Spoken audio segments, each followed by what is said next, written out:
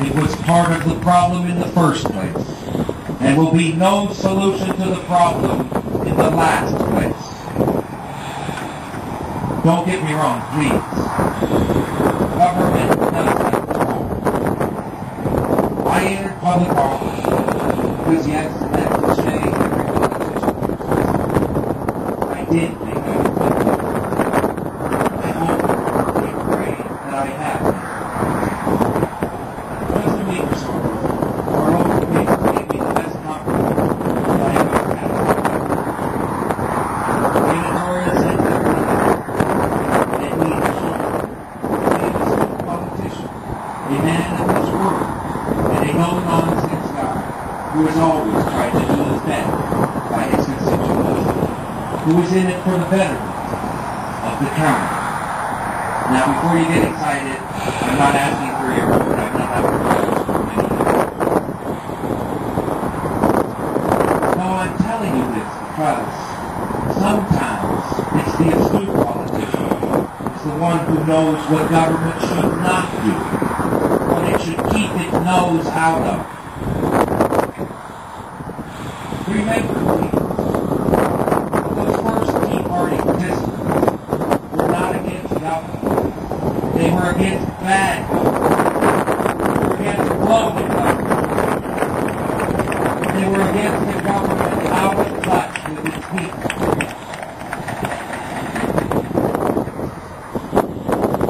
Praise today, the piece of praise that has come down to us in history from that first Tea Party. No taxation without representation.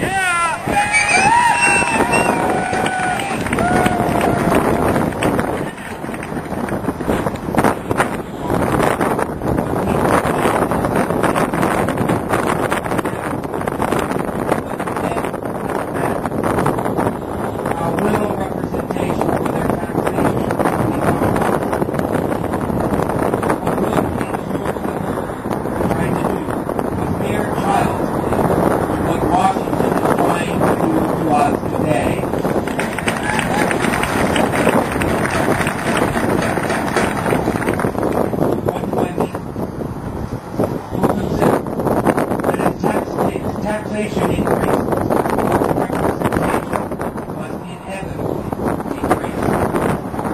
535 men and women in the House and Senate, representing over 300 million Americans. I can just about figure it out. That means that each of our nationally elected officials might ought to represent somewhere over 500,000.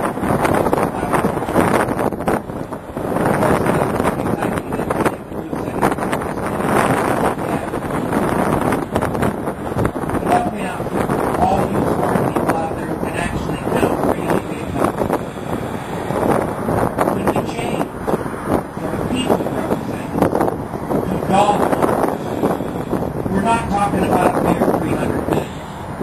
We're not even talking about a mere 300 million. We have to now calculate into the trillions, and it grows each and every day. The problem, how our tax dollars are being used, may be as simple as this.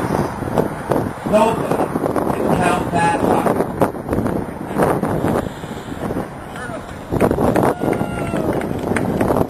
Of course, it's not always that simple. It's complicated. Our elected officials are not always able, even should they wish to do so, to consider all of their constituents. Because they will be loved, bullied, and wined and dined by all the special interests. Certainly not to blame all the economic crisis on greedy Wall Street managers and big international bankers. They share some of the blame. Yes, it's your business. They are just part of the big party like any other. And there are thousands of others. Some, of course, say they are representative. And they probably are. What about the others? All the others. What about all? Let's face it. Not every constituent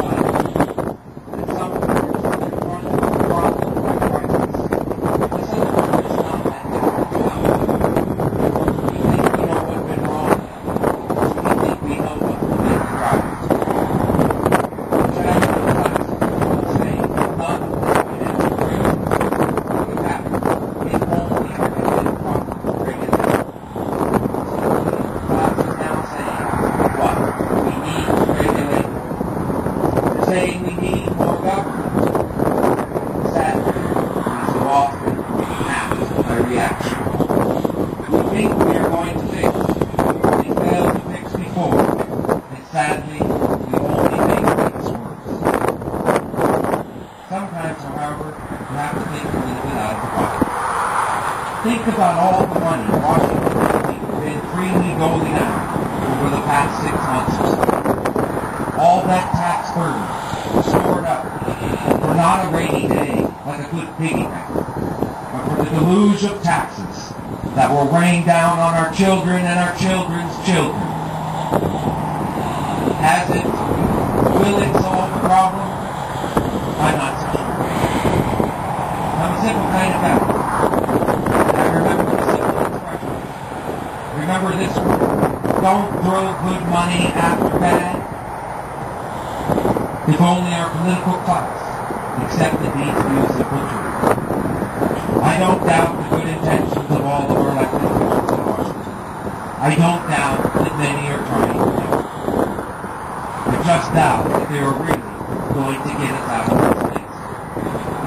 The cynic in me, the pessimist in me, says that whatever change in parties which is taking place, mostly the same people who allowed us to get into this mess are being entrusted with getting us out. Government is big, and it should have gotten a whole lot bigger over the last 6 months or so. The answer to our present troubles is as simple as something like small is beautiful. Though I have to say,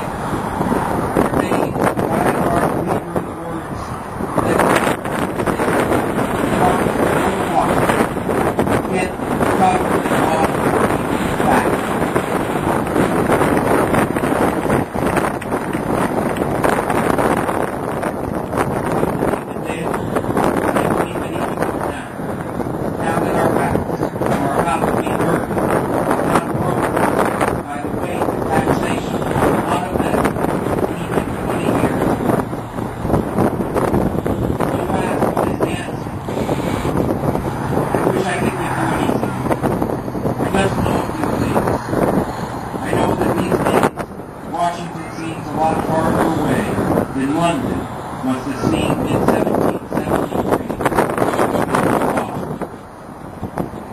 So out of touch with me. You cannot have good representation of people who live in a different world, still less for people who seem to live on a different planet. It's never going to be perfect, but it may a whole lot more truly representative.